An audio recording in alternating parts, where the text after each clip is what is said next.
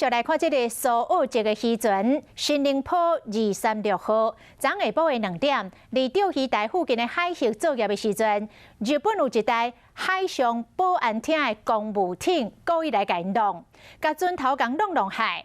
船长喊救人，这个海巡署家人赶马上赶到位来警戒，加在双方的冲突无来扩大，但是。这个船长认为，日本根本就是把台湾人当作沙巴、当作塑胶，想要弄就过来弄，真过分。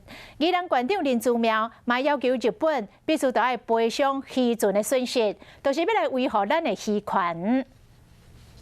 这个渔船新宁坡236号传出昨下晡去日本的公务船弄掉。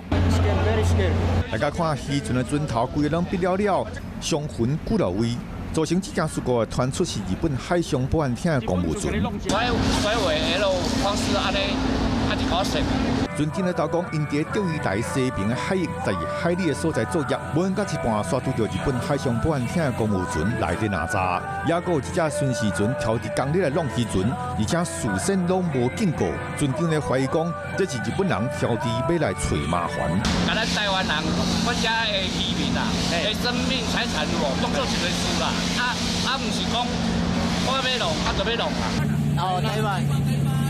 海巡署的家人男接到报案了后，马上赶往现场，并且拒绝日本公务船派人检查。家人男伫确保人全拢平安，搁护送渔船倒转来。我等的时阵是无插过啊，还是害着伤过强油哦，票较流过啊，有可能有越界啦哦，有啦。伫挖进日本的海域作业，可能叫日本公务船认为伤过挖进，所发生冲浪的事件。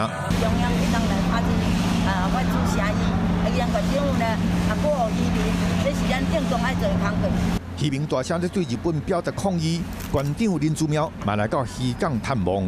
林姿妙要求日本人就要赔偿渔船的损失，嘛希望政府会当站出来保护咱国的渔权。